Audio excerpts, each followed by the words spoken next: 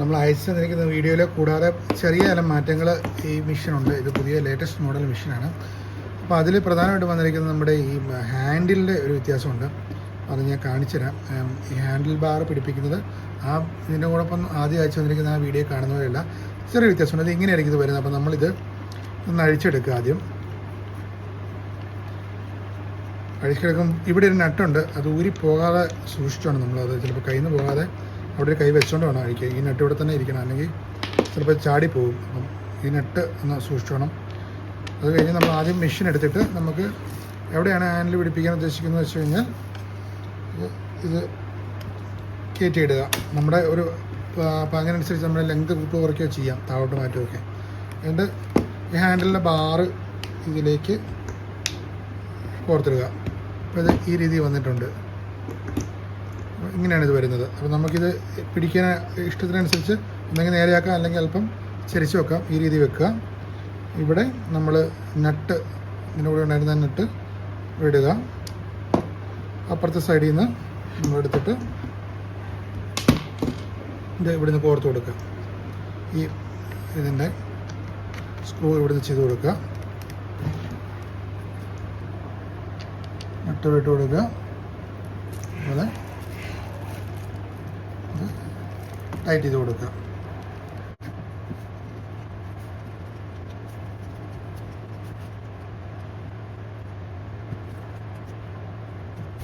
Tight ആയിട്ടുണ്ട്.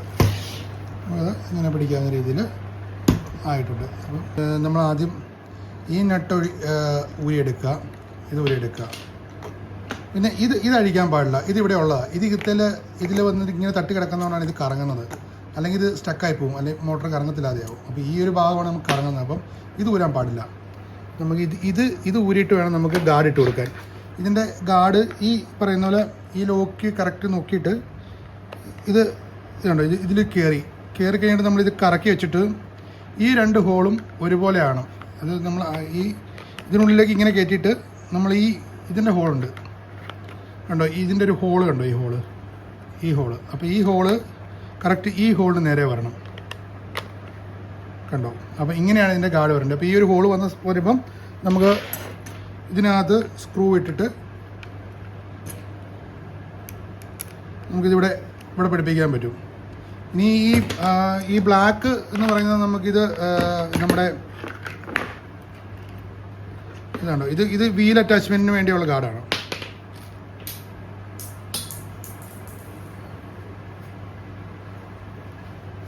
ഇതിലേക്ക് ഇതിപ്പം 3 ലെങ്തിൽ നമുക്ക് 3 ഹോളുകൊണ്ട് 3 ലെങ്തിൽ നമുക്ക് ഇത് കൊടുക്കാം. ഏറ്റവും താഴത്തെ ഹോളിൽ വന്നു കഴിഞ്ഞാൽ പുല്ലിന് ഏറ്റവും നീളം കൂടുതലുള്ളത് 1 ഇഞ്ച് 1.5 ഇഞ്ച് നീളം വരും. അങ്ങനെ ആ നീളത്തിനനുസരിച്ച് നമുക്കിത് ഇട്ട് കൊടുക്കാൻ പറ്റും. അപ്പോൾ ഇതിടാനായിട്ട് ഇതിൻ്റെ ഉള്ളിൽ ഏത് ഹോളിന് നേരെയാണോ അവിടെ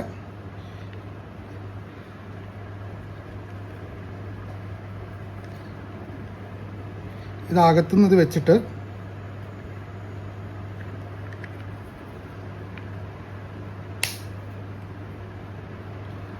ഇത് ഭാഗത്തുനിന്ന് നട്ട് വെച്ചു. എന്നിട്ട് ഇതിട്ടിട്ട്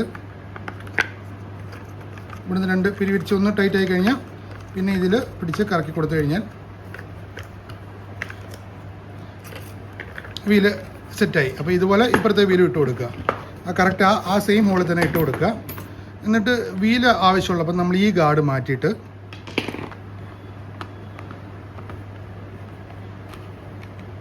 ദൂരെ എടുത്തിട്ട് നമ്മൾ അതുപോലെ തന്നെ ഈ ഹോള് നേരെ വരുന്ന പോലെ തന്നെ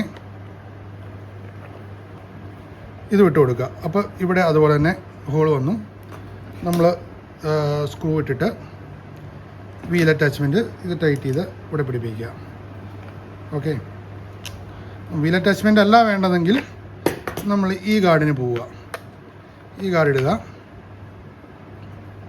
നമ്മൾ ആദ്യം പറഞ്ഞ പോലെ തന്നെ ഇത് ഇവിടെ സ്ക്രൂ ചെയ്ത് കൊടുക്കുക.